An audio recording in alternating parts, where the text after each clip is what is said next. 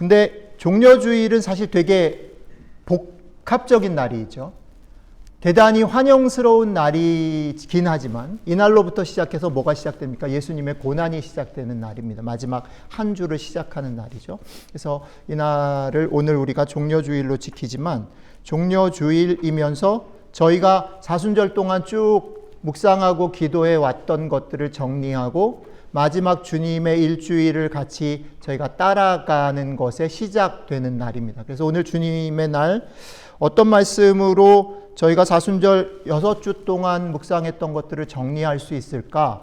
그리고 이번 주간 주님이 마지막 살았던 일주일의 시간들을 우리가 따라가기 위해서 딱 준비하고 부활절을 딱 기다리는 그 말씀들을 어떻게 나눌 수 있을까 고민을 하다가 여태까지 사실은 6주 동안 계속해서 제가 여러분들하고 반복해서 나눴던 이야기들, 그 이야기들을 정리할 수 있는 본문이 골로새서 오늘 아까 서집사님이 읽어주신 1장 13절 20절 말씀인 것 같아요. 그래서 그 부분을 가지고 여러분들하고 얘기를 조금 정리를 좀 해보면 좋겠다. 그래서 오늘 말씀이 여러분들이 예수님께서 이제 마지막 일주일을 사신 고난의 주간들을 시작하는 말씀이기도 하고 지난 6주간 동안 우리가 사순절 묵상해 내온 얘기들을 정리하는 그런 두 가지 일들을 오늘 말씀 속에서 우리가 해볼 수 있으면 좋겠다라고 생각이 됩니다.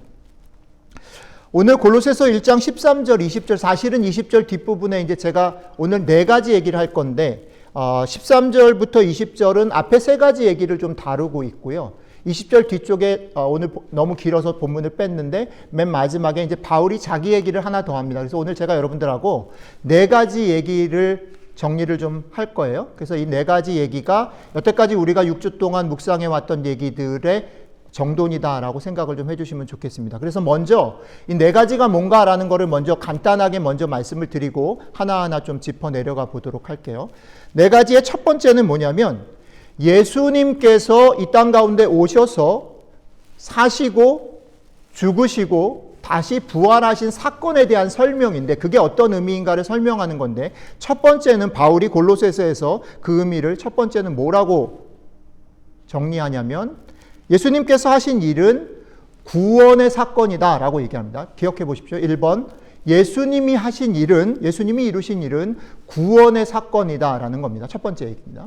두 번째는 뭐냐면 그 구원의 사건이라는 것이 어떤 의미를 가지냐면 조금 확대해서 우리가 보통 구원의 사건 그러면 우리 개인적으로 뭐 죄를 용서받았다든지 천국에 가게 된다든지 하나님의 백성이 된다라든지 개인적인 것으로 적용을 하는데 골로새서 속에서 바울은 이 얘기를 조금 더 확장해 나갑니다. 두 번째는 뭐냐면 예수님이 하신 일 그 구원의 사건이라는 것을 어떻게 설명하냐면 개인적인 것을 넘어서 온 우주적인 사건으로 확대해서 2가지 얘기를 합니다. 하나는 예수님께서 교회의 머리가 되셔서 어떤 일을 하시냐면 온 세상의 으뜸이 되신다. 기억하십시오. 예수님께서는 교회의 머리가 되셔서 온 세상의 으뜸이 되신다. 이게 2번째 바울의 설명입니다. 자, 그리고 나서 3번째는 예수님께서 우리들을 구원하시고 그 구원의 사건이 개인뿐 아니라 온 우주의 사건으로서 교회의 머리가 되셔서 온 세상의 으뜸이 되시는 그 사건을 아버지 하나님은 아버지 하나님의 각도에서 보면 그걸 어떻게 설명할 수 있냐면 그것은 온 세상이 화해가 되어지는, 온 세상이 회복되어지는 사건이다 라고 바울은 설명합니다. 다시 한번 정리해 볼게요. 첫 번째는 예수님의 행하신 모든 일들은 1번 뭐요? 구원의 사건이다. 두 번째는 그 사건은 교회의 머리 되신 예수 그리스도가 온 세상에 으뜸이 되는 사건이다. 세 번째는 그것을 아버지 하나님의 시각에서 보면 망가진 세상을 온전히 화해하고 회복하는 사건이다. 이게 3가지 아까 서집사님이 읽어주신 골로새서 1장 13절부터 20절 속에서 바울이 예수님이 죽으시고 부활하신 사건의 의미를 설명한 3가지입니다. 자, 그래 놓고서 바울은 이게 예수님이 하신 일의 성격인데 이것과 자기는 무슨 관계가 있는가를 한 번 더 설명합니다. 자기는 무슨 관계가 있냐면 이것을 경험한 자기는 어떤 존재냐면 이제 그것을 자기한테 받아서, 그러니까 예수 그리스도로부터 받아서 자기는 그 일에 참여하게 되므로 바울은 자신의 생명과 모든 것을 걸고 그것을 어떻게 해요? 너희들에게 전달하는 그런 존재다라는 얘기를 합니다.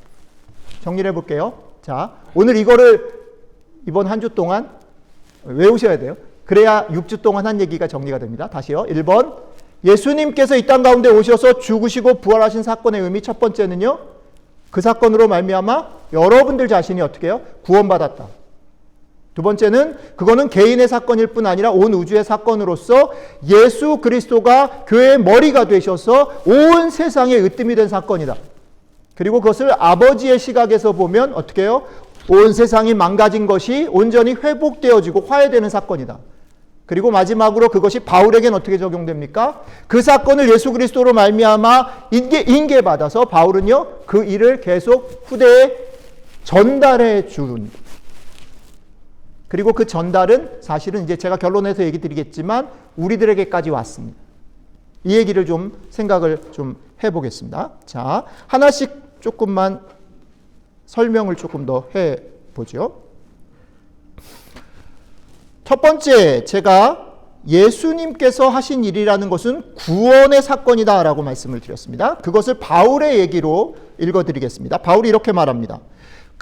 그는 예수 그리스도죠. 예수 그리스도 그가 우리를, 여러분들과 저를 혹은 골로새 교인들을 흑암의 권세에서 건져내사 그의 사랑의 아들의 나라로 옮기셨으니 그의 아들 안에서 우리가 구속 곧 죄사함을 얻었도다. 이렇게 얘기합니다.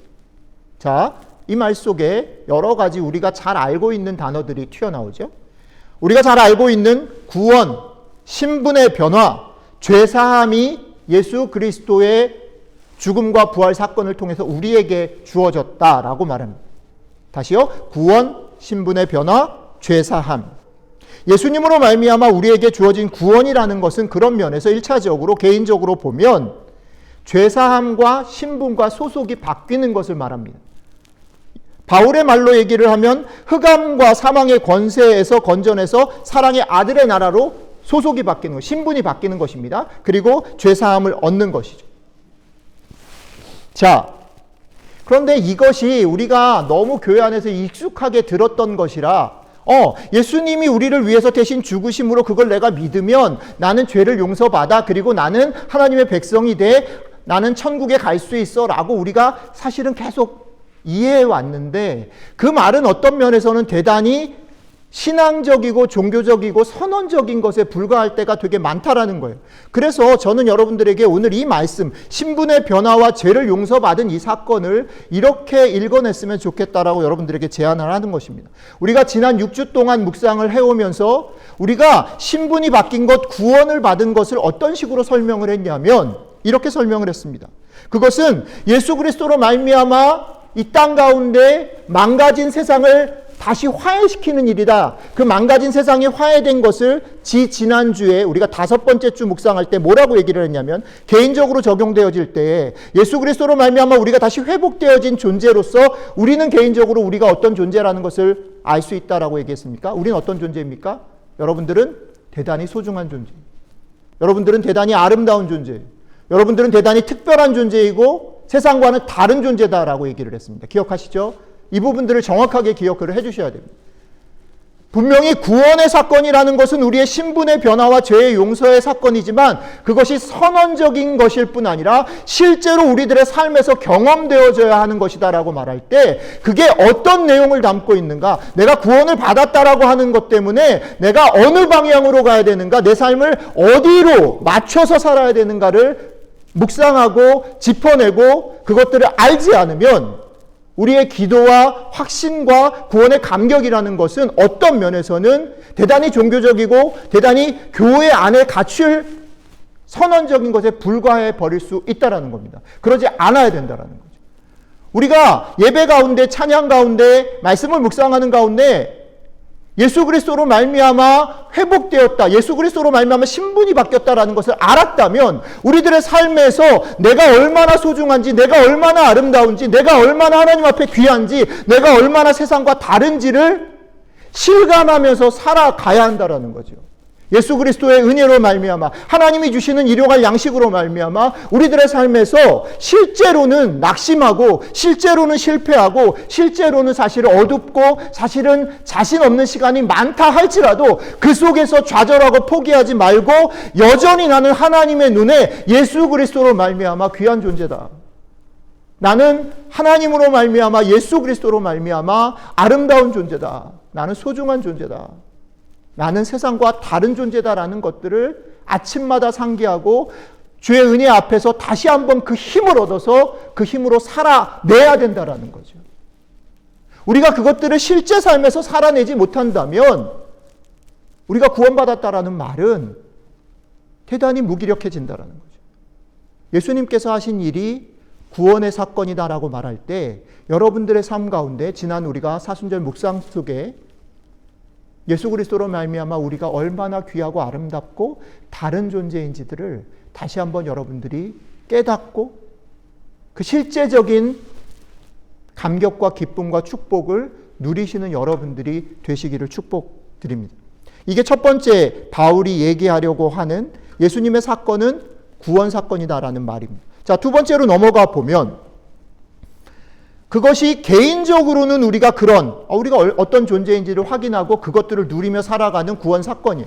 그런데 그것이 거기에서 머무르지 않고 바울은 그 다음 얘기가 있다라고 얘기를 합니다. 바울 얘기를 다시 한번 읽어보도록 하죠. 바울이 그 다음에 뭐라고 얘기하냐면 만물이 다 그로 말미암고 그를 위하여 창조되었고 또한 그가 만물보다 먼저 계시고 만물이 그 안에 함께 섰다. 여기서 그는 예수 그리스도입니다. 그리고 바울은 그가 왜 죽으셨는지를 이렇게 설명합니다. 바울이 말합니다. 그는 왜 죽으셨냐면 몸인 교회의 머리가 돼서 그가 근본이고 죽은 자들 가운데서 먼저 나신 자니 이는 친히 만물의 으뜸이 되려 하시기 위해서 죽고 부활하셨다라고 말합니다. 바울이 볼 때 예수 그리스도께서 죽고 부활하신 이유가 뭐냐면 모든 만물의 으뜸이 되시기 위해서 그분은 죽고 부활하셨는데 그런데 그 중간에 뭐가 있냐면 예수님이 온 만물의 으뜸이 되시기 위해서 죽고 부활하셨는데 그걸 그냥 그렇게 설명하지 않고 그 앞에 하나를 집어넣어요. 뭘 집어넣냐면 교회의 머리가 먼저 되셨다 이렇게 얘기합니다. 이 말을 제대로 번역하면 이렇게 번역하는 게 더 좋을 것 같아요. 저는 이 번역이 더 좋아요. 뭐냐면 예수 그리스도 그분은 교회의 머리로서 만물의 으뜸이 되셨다. 이렇게 번역하는 것이 맞습니다. 뭐냐면 교회의 머리로서라는 건 뭐냐면 그의 존재 자체의 성격을 말합니다. 만물의 으뜸이라는 것은 결과를 말합니다. 그러니까 만물의 으뜸이 되는 결과로 가야 되는데 그 방법, 중간의 과정이 뭐냐면 교회의 머리라는 존재로 그런 성격으로 가지고 만물의 으뜸이 되는 거예요. 그러니까 여기서 우리가 생각해야 될 게 두 가지가 있어요. 하나는 뭐냐면 우리가 예수 그리스도를 믿고 예수 그리스도가 우리를 회복하셨다라고 얘기할 때 그 말을 교회 안에 신앙 안에 가두면 안 된다라는 거예요. 왜요? 예수님이 그렇게 하신 이유가 뭐예요? 교회 안에 계시기 위해서가 아니라 온 세상에 온 만물의 으뜸이 되기 위해 하셨기 때문에 어디까지 끌고 가야 돼? 교회 안에 가두면 안 되고 우리의 신앙 안에 가두면 안 되고 어디까지 끌고 가야 돼? 우리가 살고 있는 모든 세상 위에 예수 그리스도의 이름이 높아지는 데까지 끌고 가야 되는 거예요. 거기까지 가야 돼. 교회 안에 가두면 안 돼요. 그 다음에 뒤집어 보면 그런데 그걸 하기 위해서 중간에 어떤 툴을 어떤 자격을 가지고 그 일을 하셨다 그러냐면 교회의 머리가 되는 것을 가지고 그렇게 하셨다 그랬거든요. 그러니까 이 말은 또 이런 거예요. 교회라는 것이 우리가 생각할 때 뭐 디딤돌 교회, 우리 눈에 보여지는 교회, 나는 어느 교회 출신이야, 나는 장로교인이야, 나는 뭐 감리교인이야, 이게 중요한 게 아니란 말이에요. 네? 교회인 것은 교회는 뭘 위해서 중요해요? 예수 그리스도가 온 세상의 주인인 걸 드러내기 위한. 그러니까 우리가 교인이다 라고 말할 때 교회가 갖는 이 무게를 우리가 알아야 되는 겁니다. 우리가 경험하고 느끼고 우리가 그냥 즐거워하는 것에 만족하면 안 돼요. 교회의 무게와 힘은 그 정도에 머무르지 않아요. 예수 그리스도께서는 교회의 머리가 되셔서 교회를 통해서 자신이 온 세상의 주인 것을 드러내시겠다라고 결정하셨어요. 사실 이 말이 되게 재밌는 게 뭐냐면 예수님께서는 그렇게 하지 않으셔도 바울의 고백에 의하면 원래 온 세상의 주인이세요. 온 세상의 으뜸이에요. 그런데 굳이 굳이 교회의 머리가 되시는 것을 통해서 그렇게 하시겠다 했어요. 교회인 여러분들의 여러분들을 몸으로 사용하셔서 그 일을 이루시겠다 하셨어요. 그러니까 여러분들이 속해 있는 교회, 여러분들이 신앙을 갖는다라는 것, 제가 새벽마다 기도하면서 우리가 새벽마다 기도할 때 디딤돌 교회를 위해서 기도하거든요. 근데 디딤돌 교회를 위해서 기도하는 첫 번째 기도 제목이 있어요. 그건 뭐냐면 디딤돌 교회에 속해 있는 모든 성도 한 사람도 예외 없이 우리가 모여서 디딤돌 교회가 교회이지만 사실은 성도님들 한 분 한 분이 교회인 거예요. 그러니까 교회인 여러분들이 교회답지 못하면 디딤돌 교회는 세워질 수 없어요. 그래서 우리가 뭘 위해서 기도하냐면 디딤돌 교회에 속해 있는 성도들 한 사람 한 사람이 교회다움을 회복하게 도와주십시오라고 기도해요. 여러분, 대단히 중요합니다. 여러분들이 교회다움을 회복해야 되는데 이 교회다움이라는 게 뭐예요? 어느 정도의 무게가 있는 거냐면, 어느 정도의 힘이 실리는 거냐면, 여러분들이 제대로 살아나면 예수 그리스도가 온 세상의 주가 되는 거예요. 여러분들이 교회 될 때에 그게 되지만 반대로 여러분들이 무너지면 예수님이 온 세상의 주가 될 수 있는 방법이 없어요. 왜? 예수님께서 그 길을 택하셨거든요. 그러니까 여러분들이 교회 되게 사는 것, 교회답게 여기고 사는 것은 그 정도의 무게를 가진다라는 것이에요. 바울은 예수 그리스도의 죽음과 부활에 대해서 두 번째로 이렇게 설명하고 있습니다. 이것을 지난 6주 동안 우리가 묵상한 내용을 근거로 해서 다시 정리하자면 이렇게 정리할 수 있을 것 같아요. 예수님은 하나님이시며 모든 만물의 근원이시기 때문에 예수님으로 말미암아 창조된 세상은요, 원래 아름답고 정말 막힘없는 소통과 사랑이 이루어지는 곳이었는데 그게 망가졌다 했죠. 그죠? 그게 망가졌어요. 그래서 예수님께서는 그 망가진 것을 보실 수 없어서 아버지 하나님께 순종함으로 이 땅 가운데 오셨지요. 하늘의 영광을 포기하고 그 장면을 이렇게 묵상했습니다. 우리는 예수님이 사단과 시험 받으시는 장면 속에 예수님이 이 땅 가운데 오셨다라는 말을 어떻게 묵상했냐면 예수님은 사단의 시험을 효율성의 시험과 또 권력의 시험과 명예의 시험을 포기하셨어요. 그죠? 포기하시면서 절대 낮아짐과 섬김의 방법으로 고난과 죽으심을 택하는 그 길을 따라서 십자가의 길을 따라서 이것을 회복하셨어요. 그죠? 그런데 오늘 말씀대로 얘기를 하면 그렇게 해서 회복하신 것이 뭐냐면 온 세상의 교회의 머리로서 으뜸이 되는 길들이다라는 거죠. 자, 그 다음에 세 번째 바울이 얘기하는 그러면 그것을 아버지 하나님의 시각에서 보면 그것을 어떻게 설명할 수 있을까? 바울의 말입니다. 제가 읽겠습니다. 하나님 아버지께서는 모든 충만으로 예수 안에 거하게 하시고 그의 십자가의 피로 뭐를 이루셔요? 화평을 이루사 만물 곧 땅에 있는 것들이나 하늘에 있는 것들을 그로 말미암아 자기와 아버지 하나님과 화목하게 하셨다. 이렇게 설명하고 있습니다. 이 바울의 말 속에는 눈여겨보아야 될 대단히 중요한 두 가지 단어가 있습니다. 하나는 뭐냐면 화목하게 하셨다라는 것이고 또 다른 하나는 만물입니다. 만물, 땅에 있는 것이나 하늘에 있는 모든 것을 아버지 하나님과 화해하게 하셨다라고 바울은 설명합니다. 자, 다시 우리 사순절 묵상으로 돌아가 볼게요. 예수 그리스도가 이 땅 가운데 오시고 사시고 죽으시고 부활하신 이 사건은 뭐라고 저희가 계속 반복해서 외우시라고 그랬더니 뭐냐면 회복이에요. 화해. 온전한 소통의 상태가 엉망이 되어져서 우리가 살고 있는 세상은요, 사랑하기보다는 혐오하는 것이 더 보편적이 되었다는 거죠.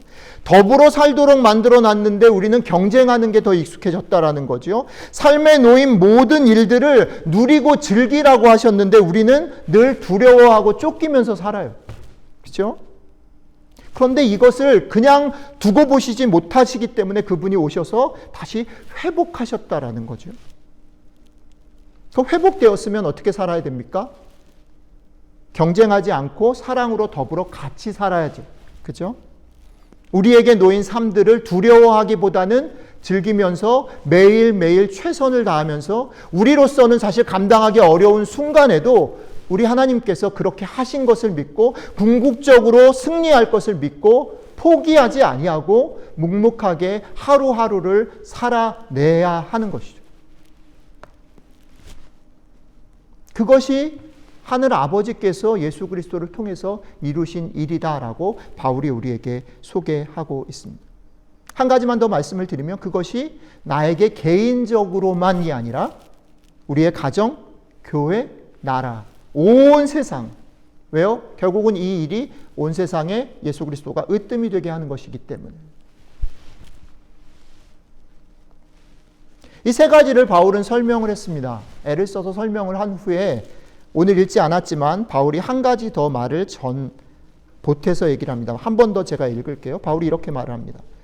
우리가 그를 전파하여, 여기서 그는 예수죠. 예수님을 전파하여 각 사람을 권하고 모든 지혜로 각 사람을 가르치는 것은 각 사람을 그리스도 안에서 완전한 자로 세우려 함이니 이를 위하여 나도 내 속에서 능력으로 역사하시는 이의 역사를 따라 힘을 다하여 수고하느니라 라고 바울이 얘기합니다.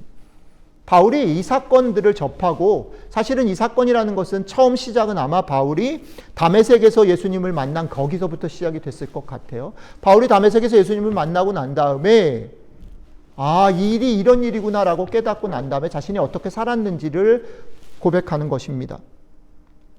바울은 다메섹에서 그렇게 오신 예수님을 만났고 그분의 길을 따르게 됐습니다. 그렇게 그분의 길을 따르게 된 바울이 이제 자신에게 주어진 삶의 목표를 이렇게 얘기합니다. 각 사람을 그리스도 안에서 완전한 자로 세우는 것이 나의 삶의 목표가 되었습니다. 라고 얘기합니다. 잘 보십시오. 각 사람을 그리스도 안에서 완전한 자로 세우는 것. 흥미로운 것은 이것이죠. 뭐냐면 예수님께서 망가진 세상을 보시면서 아버지 하나님이 안타까워하시고 자기 아들을 보내셔서 회복하시기로 하셨고 예수님이 순종하셔서 그 일을 이루셨어요. 이 땅의 회복은 우리의 노력이나 열심으로 되어진 것이 아니라는 말씀이죠. 은혜로 된 것입니다. 예수 그리스도의 사역으로 완성됐어요. 순종으로 완성됐어요. 그런데 흥미로운 건 뭐냐면 그렇게 완성하신 예수님께서 자기가 그 완성하신 주님께서 온 세상 가운데 그래 이제는 다 회복됐어 라고 선언하고 와 회복한 것으로 살아 라고 하실 수 있는 자격도 있고 능력도 있는 그분께서 그 마무리를 안 하시는 거예요. 그 마무리를 안 하신 거예요. 그 말이 사실은 앞에 교회의 머리로서라는 말과 일치됩니다. 그것을 갖다가 사실 제자들에게 맡겼고 오늘은 바울에게 맡겼어요. 그리고 바울은 그것을 맡아서 열심히 달렸고 시간이 흐르고 그 바톤이 오늘 저에게 그리고 여러분들에게 지금 전달되어지고 있는 거예요. 사실은 이 일이 되게 신비로운 일입니다. 복음이 신비로운 것에 제가 볼 때는 결정적인 부분 중에 하나예요. 그리고 이거는 되게 사실은 안타까운 일이에요. 왜 그러냐면 우리가 능력이 안 돼요. 능력이 안 되는 사람을 세워놨기 때문에 세움받은 우리도 사실 힘들어요. 그리고 세움받은 우리만 힘든 게 아니라 이걸 맡겨놓은 주님도 힘들어요. 여러분들 그거 아셔야 돼요. 이게 힘들어요. 그래서 제가 목회를 하면서 조금 철이 나는 것 같다라는 생각을 이번 주에 좀 많이 했는데 여러분 제가 우리 부활주일 날 우리가 성가대 찬양을 했으면 좋겠습니다라고 되게 오랫동안 광고를 했잖아요. 근데 지난 한 달 동안 제법 비하인드 스토리가 많거든요.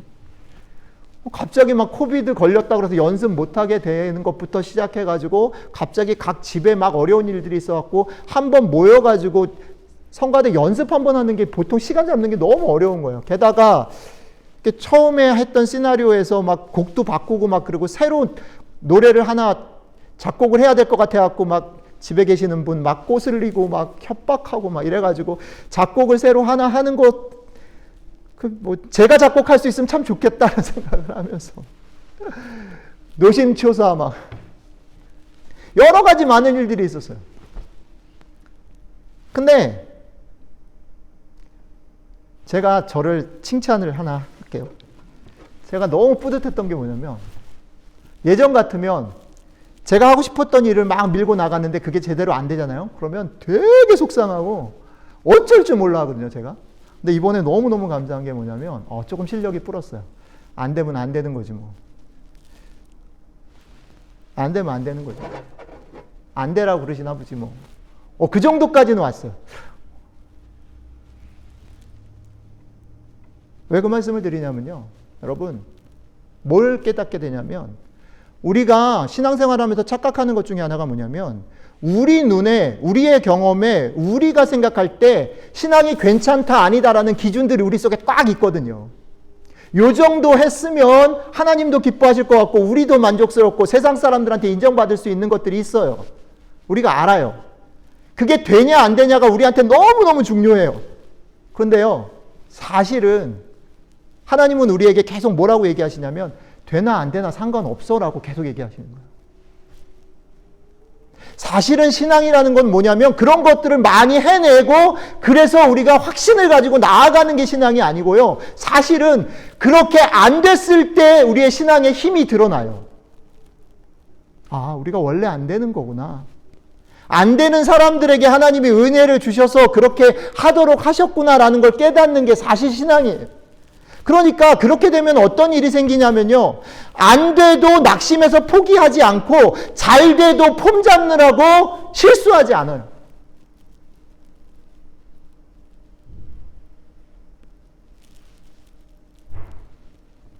여러분, 우리가 하나님 앞에 무언가를 보태드릴 수 있는 존재가 아닙니다. 우리가 무언가를 하나님 앞에 영광을 돌릴 수 있는 존재가 아닙니다. 우리가 그런 존재가 아닐 뿐더러 하나님도 그걸 기대하시지 않아요. 그 착각을 우리가 버려야 됩니다.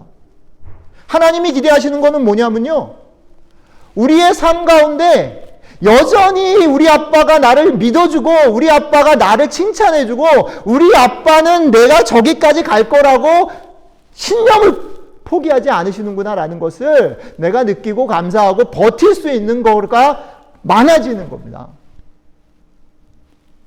그렇게 될 때에 우리는 그냥 버티면 예수 그리스도는 교회의 머리로서 어떻게 해요? 온 세상의 으뜸이 되는 겁니다. 세상에 많은 사람들이 이 부분을 오해하는 거죠. 교회가 바뀌면, 교회가 개혁하면, 교회가 뭔가 세상이 보기에 그럴듯한 존재가 되면 많은 사람들이 예수께 무릎을 꿇고 돌아올 거라고 생각을 하지만 아니요. 세상은 그런 거에 눈 하나 깜짝하지 않습니다. 세상은 뭘 보기를 원하냐면요, 십자가를 보기를 원합니다. 세상은 낮아지는 존재를 보기를 원합니다. 세상은 정말로 다 비워도 다 깨져도 죽지 않는 사람들을 보기를 원합니다. 우리가 이 세상 가운데 보여줘야 할 복음의 비밀은 이것입니다.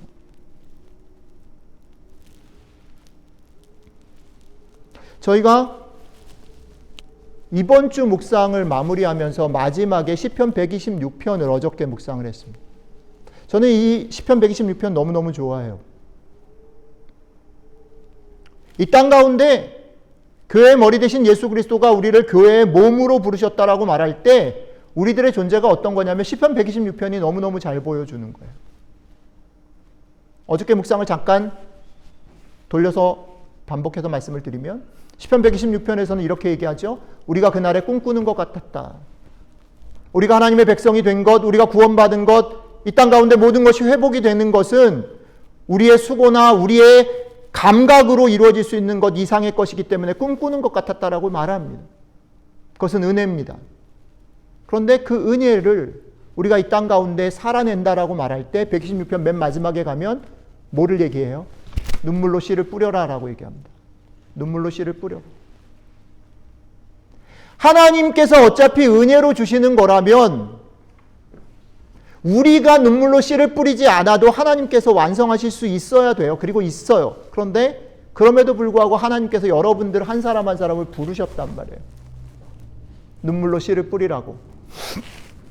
하나님 앞에는 별것 아닌 일이 우리한테는 너무너무 힘들어요. 사실은 그래서 눈물이 나는 거예요. 이 땅 가운데 하나님께서 회복하신, 예수 그리스도가 회복하신 삶들을 버티고 지키고 살아가는 일은 우리한테 만만한 일이 절대 아닙니다.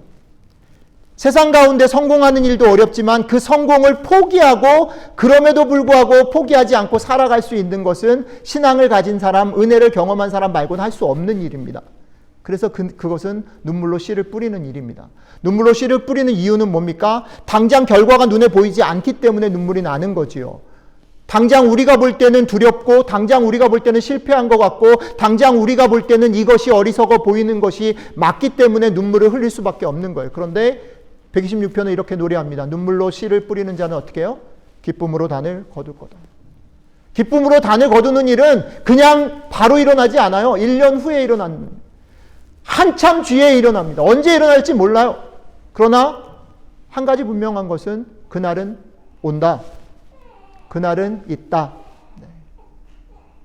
우리가 해야 되는 것은요, 그것을 멋있게 드러내는 존재가 되는 게 아니라 그날이 올 것을 믿고 포기하지 않고 오늘 여기를 살아가는 것이고, 그 다음에 그렇게 부름받은 것이 우리에게 너무너무 영광스럽고 너무너무 귀한 일이다라는 것들을 매일매일 깨닫고 알고 살아가는, 조금씩 눈치채고, 내가 실력이 있어서 부른 게 아니구나, 내가 자격이 있어서 부른 게 아니구나, 내가 힘이 없고 자격이 없지만 하나님께서는 어떻게든 일을 만들어가지고 이걸 하시는구나, 이걸 배우는 것이죠.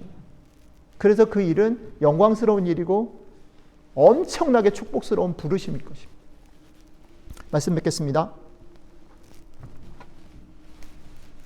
바울이 얘기한 이것들을 붙잡고 이번 한 주 여러분들 같이 주님이 걸어가셨던 마지막 한 주를 하나하나 같이 걸어갔으면 좋겠습니다. 주님이 걸어가신 고난주간을 생각할 때 교회가 사실은 되게 쉽게 그리고 익숙하게 고난주간이 되면 우리가 조금 더 이렇게 침착해지고 조금 더 주님의 고난에 좀 아파하고 슬퍼하고, 그런데 사실은 그게 교회의 전통이기도 하지만 또 하나는 교회 전통 속의 고난주간은 어떤 의미가 있냐면 예수 그리스도께서 걸어가시면서 하셨던 말들, 그러니까 이번 주간에 우리가 매일매일 아침마다 묵상을 할 건데, 같이 새벽 기도를 할 건데, 여러분들이 보시면 아시겠지만 그 일주일에는 슬픔만 있지 않아요. 그 일주일에는 어마어마한 비전이 있어요. 그 일주일에는 예수님께서 마지막으로 엑기스로 뽑아서 하고 싶은 말이 있어요. 그래서 우리가 그냥 슬퍼하고 예수님 아프셨겠다, 고난받으셨다 이러지 말고 예수님이 어떤 생각을 가지고 우리에게 뭘 도전하시고 우리에게 뭘 주시기를 원하시는지를 같이 따라갈 수 있으면 좋겠는데, 그걸 하기 위해서 오늘 말씀들을 잘 붙잡으시기 바랍니다. 예수님의 구원의 사건은, 마지막으로 한 번만 반복하고 끝내겠습니다. 예수님의 구원의 사건은 뭡니까? 구원의 사건이다. 우리 개인에게 신분을 바꾼 사건이다. 두 번째는 그 사건은 예수님을 교회의 머리로서 온 세상에 으뜸이 되게 하신 사건이다. 세 번째는 하나님께서는, 아버지 하나님께서는 그 사건을 통해서 어떻게 해요? 세상을 회복하시고 화해시키셨다. 마지막 네 번째, 그것은 바울에게 전달되어졌고 전달되어서 그 영광스러운 부르심으로 여러분들과 제가 교회의 몸으로서 부름받은 사건이다. 이 네 가지를 기억하시면서 이번 한 주 특별 새벽 기도라고 붙인 것은 여러분들이 꼭 그 시간에 오시지 못하더라도 이번 한 주만은, 지난 7주 동안 계속 묵상을 못하셨더라도 마지막 골인 지점에서는 조인해서 그 축복에 같이 참여하시도록 기회를 드린 겁니다. 그러니까 여러분들이 새벽에 못 일어나시는 건 상관없어요. 상황이 다를 수 있으니까. 그렇지만 꼭 이번 주에는 시간을 좀 떼내세요. 여러분들한테 30분 정도는 떼낼 수 있는 시간들이 언젠가, 나는 저녁이 좋아, 나는 낮이 좋아, 아니면 나는 아침이 좋아. 오케이, 여러분들이 시간을 정하세요. 그리고 그 시간 동안에 제발 말씀 보고 기도하는 시간들을 꼭 가지실 수 있길 바라요. 이게 축복이에요. 여러분들을 부르시는 겁니다. 그런데 시간대가 맞으시면 아침에 5시 반에 교회에서 하기 어려우니까 온라인으로 할 거예요. 그래서 제가 교회 홈페이지에다 올려놨습니다. 링크 걸어놨으니까 5시 반에 일어나실 수 있는 분들은 같이 조인하셔서 같이 우리 함께 기도하고 함께 묵상하는 시간 갖고, 그렇지 못한 분들은 이번 주간만이라도 우리 주님께서 여러분들을 향해서 얘기하신 그 걸음들을 같이 따라갈 수 있으면 좋겠습니다. 초대하겠습니다. 같이 잠깐 기도하고 오늘 말씀 마치겠습니다. 같이 기도하겠습니다.